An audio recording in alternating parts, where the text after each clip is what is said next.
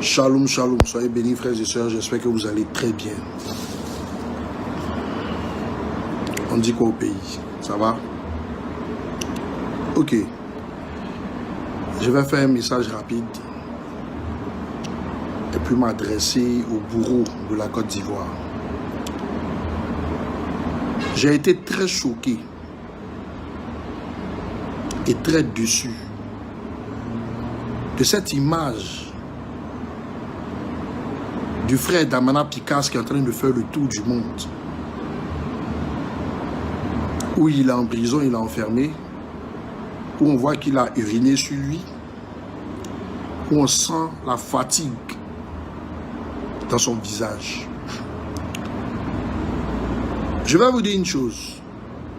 Très chers membres du RHDP. Vous qui ne serez plus là bientôt, vous qui allez disparaître. Tout ce qui est en train de se passer là, c'était dans la prophétie. Tout ce qui est en train d'arriver là, c'était dans la prophétie. Tout ce que vous êtes en train de faire présentement, c'était dans la prophétie.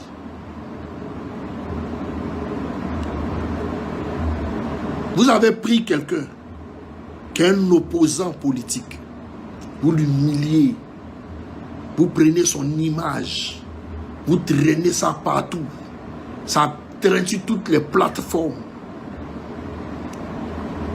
Mais vous manquez de professionnalisme et d'intelligence. Comme un service de renseignement, un service de police au niveau d'une nation peut traiter un opposant de la sorte et vous balancez les images sur tous les canaux, sur tous les relais. Mais vous êtes bêtes au fait. Parce que vous ne faites que compléter vos dossiers. Il y a le prophète Élie Para qui a dit que votre papa là, il sera pris et puis il va uriner sur lui. Est-ce que ce n'est pas ce qu'il a dit dans la prophétie? Mais est-ce que vous avez pu faire uriner le président Laurent Gbagbo?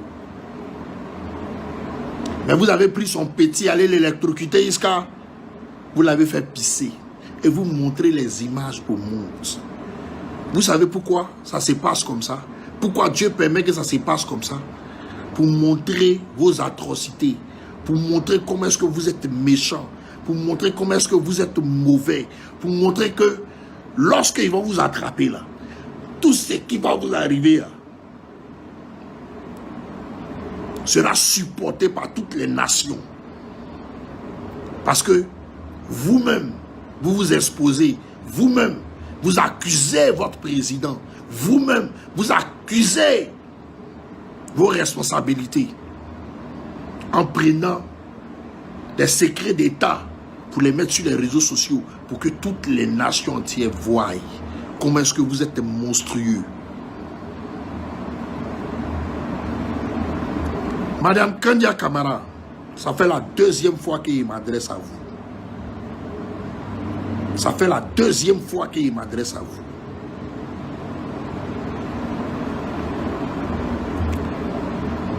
Vous dites que le président Laurent Gbagbo, vous allez vous occuper de lui. La vengeance va se faire après investiture du président Alassane Dramane Ouattara. C'est-à-dire que vous n'avez pas encore pris, vous n'avez pas encore fait l'investiture. Déjà, vous menacez le président Laurent Gbagbo, vous menacez le peuple de Côte d'Ivoire. Quand je disais que dans mes visions, je pleurais parce que j'ai vu une dame qui avait été très mal maltraitée. Je parlais de vous. Je vous jure que quand j'étais au pays là, je faisais tout pour essayer de vous croiser, pour vous dire, écoutez-moi, voici ce qui va vous arriver.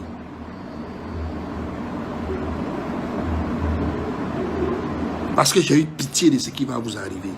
Mais apparemment, vous n'avez pas pitié de vous-même. Les gens qui vont vous prendre là, les gens qui vont vous prendre là, je ne sais pas s'ils ont bu Viagra, mais ils vont vous faire ça propre dans tous les trous. Ils vont vous faire ça propre dans tous les tours. Ils vont vous dépouiller. C'est-à-dire qu'en moins de 2 heures de temps, là, de la gloire, vous allez descendre à une bassesse que vous n'allez pas imaginer. J'ai vu. Ces gens-là, ils me demandent même si c'est des hommes. Parce qu'ils sont plus sauvages que ceux que vous appelez les Koné Zakaria et tout ça. Je les ai vus. Ils sont plus sauvages que...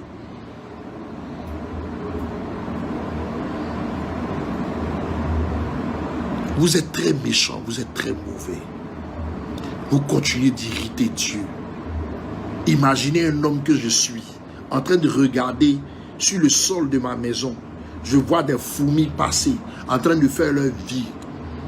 Je peux les écraser pour leur ôter la vie. Et cet homme-là, c'est-à-dire que spirituellement, je suis Dieu. Et vous, et les fourmis là, représentent votre gouvernement. Et vous, vous naguez Dieu. Vous naguez le Seigneur. On vous donne des prophéties, votre cœur endurci. Vous êtes dans la méchanceté.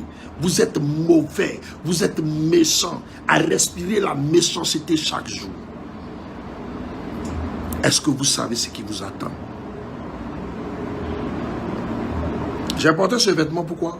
Parce que le jour où je faisais la prophétie, une nuit où l'esprit est tombé sur moi, où j'étais en train de parler de vous.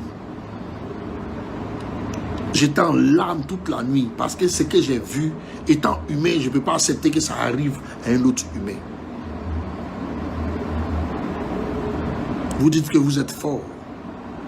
La France est en train de vous abandonner sans que vous ne le sachiez. Et j'ai déjà dit dans mes prophéties, que la France va vous vendre. Quand la France est en train de faire sortir vos documents, des biens que vous avez déjà, c'est parce qu'elle s'apprête à les saisir.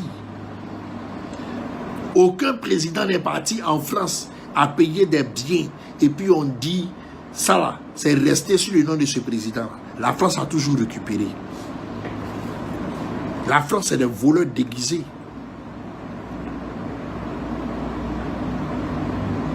Ce que vous avez fait est très grave. Madame Kadia Kamara, je pense que je ne dois plus vous respecter.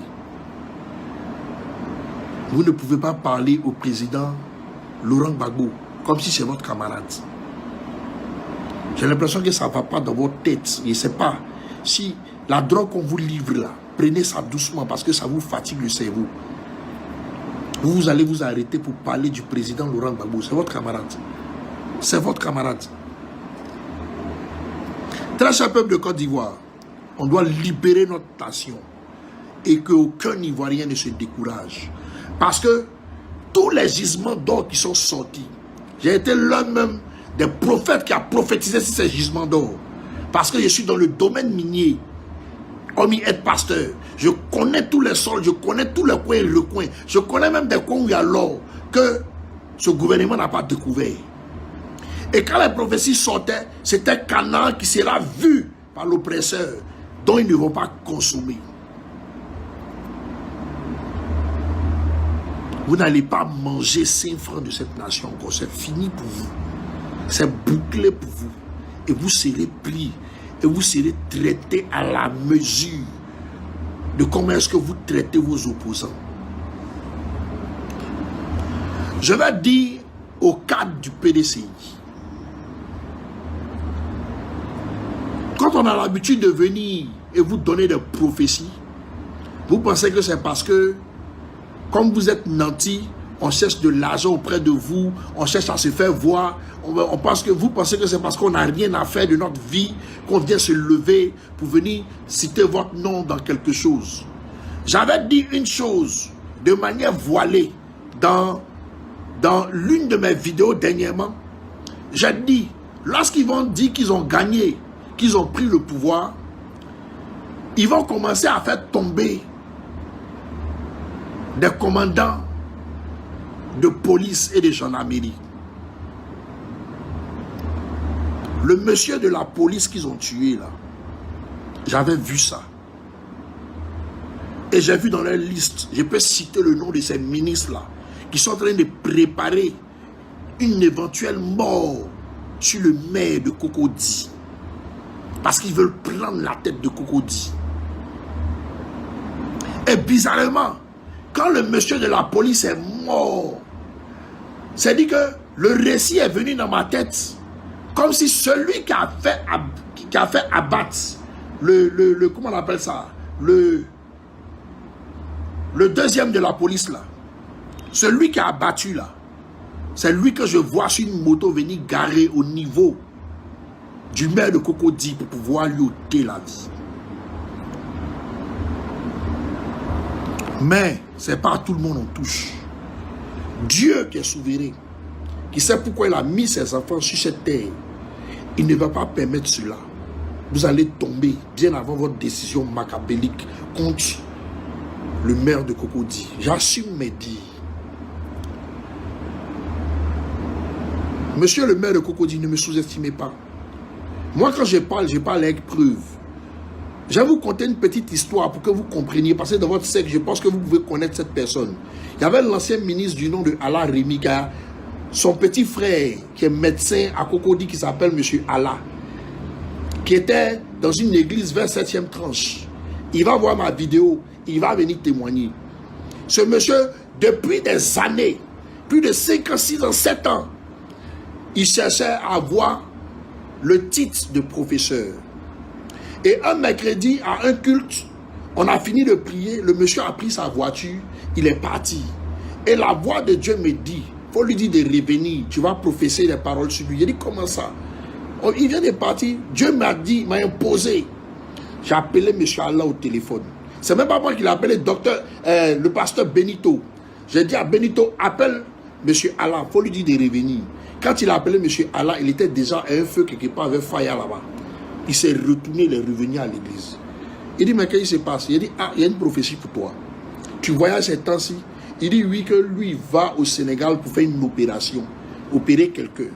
J'ai dit, bon, le Seigneur me dit de te dire que où tu t'en vas au Sénégal, là, le titre de professeur que tu as cherché depuis longtemps, où tu t'en vas là? Jeudi, vendredi, samedi, dimanche, jusqu'à lundi, là, tu reviens avec ce titre-là. Il dit, c'est faux. Que non, lui ne peut pas croire à ça. Il dit, hey, monsieur, Allah, croyons en mon Dieu, croyons en celui qui me parle. Vous allez voir ce qui va se passer quand vous allez voyager. Il est parti dimanche. Il est parti le dimanche.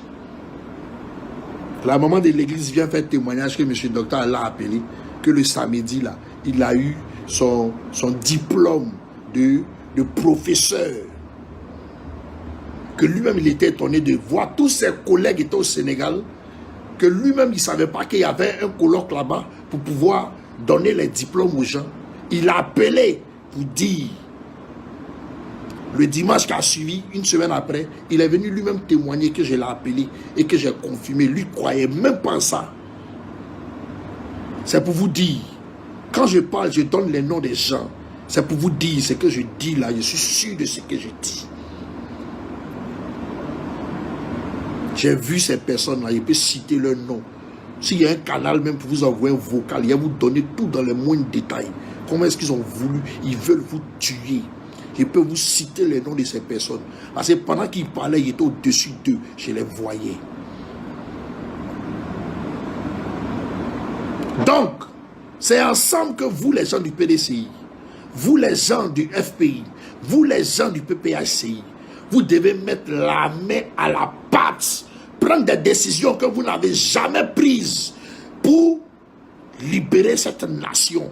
Parce que vos vies sont attachées sur une liste où les gens veulent vous frapper de mort. Où les gens veulent vous frapper de mort.